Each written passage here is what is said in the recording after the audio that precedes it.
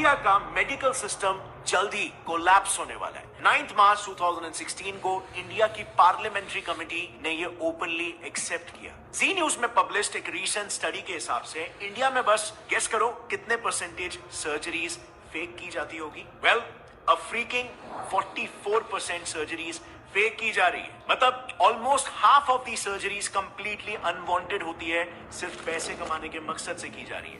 इसी रिपोर्ट ने इन सर्जरीज को बाइफरकेट करके भी बताया था कि कौन सी सर्जरियां हैं। इंडिया में होने वाले 55% heart surgeries, 48% uterus surgeries, 47% cancer surgeries, 48% knee replacement surgeries, 45% C section surgeries completely unnecessarily हो रहे हैं, सिर्फ पैसे ऐंठने के मकसद से।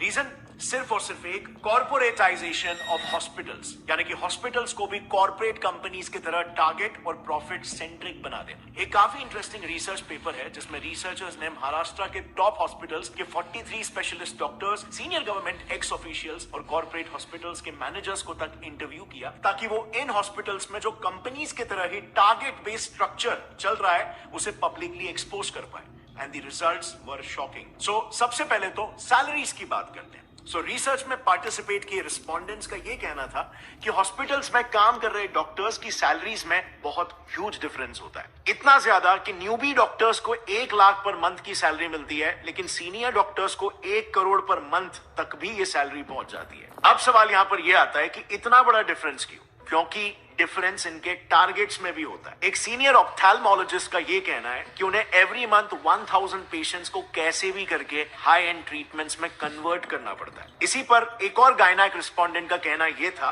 कि मंथ एंड में टारगेट्स का प्रेशर काफी बढ़ जाता है, जिसके लिए उन्हें कैसे भी करके आउट पेशेंट्स यानी कि ओपीडी पेशेंट्स को भी बिना मतलब के हॉस्पिटलाइज करना ही पड़ता है, और नतीजा ज्यादा से ज्यादा सर्जरीज रेकमेंड करके टारगेट्स मीट किए जाते हैं, क्योंकि टारगेट ही यहां पर 1000 पेशेंट है।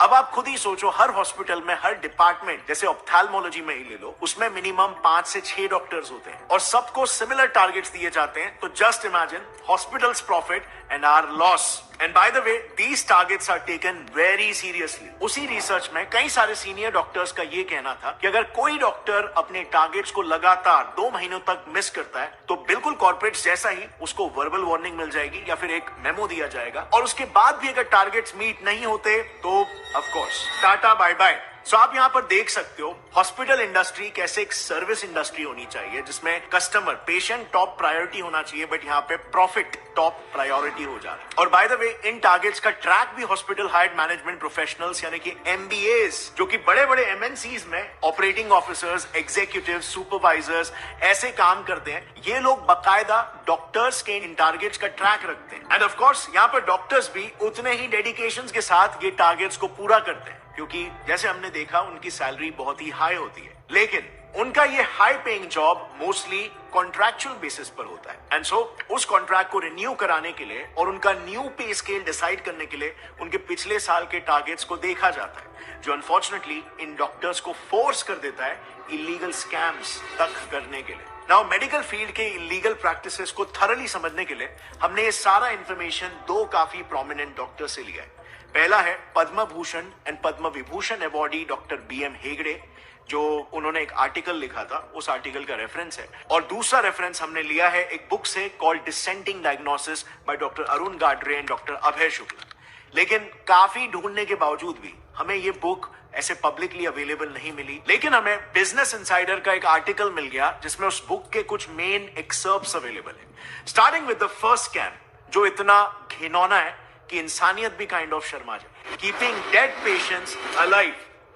टाइम्स ऑफ इंडिया ने ऐसे कई सारे केसेस पर एक रिपोर्ट पब्लिश की है जिसमें डॉक्टर्स डेड पेशेंट्स को भी जिंदा बताकर उनके ट्रीटमेंट्स चालू रखते हैं, ताकि ज्यादा से ज्यादा पैसे बनाए जा सके, और फिर अंत में जाकर सच्चाई पब्लिक करते हैं। TOI में ही पब्लिश्ड एक केस में एक हॉस्पिटल ने पेरेंट्स को बिना बताए उनके 14 साल के ब्रेन डेड बच्चे को 1 महीने तक वेंटिलेटर पर रखा। 1 महीने तक जो बच्चा मर चुका था उसे जिंदा बताया गया और वेंटिलेटर पर रखा, खर्चा जनरेट किया। बाद में हॉस्पिटल गिल्टी प्रूव भी हुआ एंड उनकी फैमिली को 5 लाख रुपए कॉम्पेंसेशन के लिए दिए। अब 5 लाख रुपए मॉनेटरी कॉम्पेंसेशन तो हॉस्पिटल को देने पड़े, बट ये आप और मैं भी जानते हैं कि उस वक्त पेरेंट्स ने जब ये बात सुनी होगी, जब ये सच्चाई उन्हें पता चली होगी, तो उन पर क्या बीती होगी।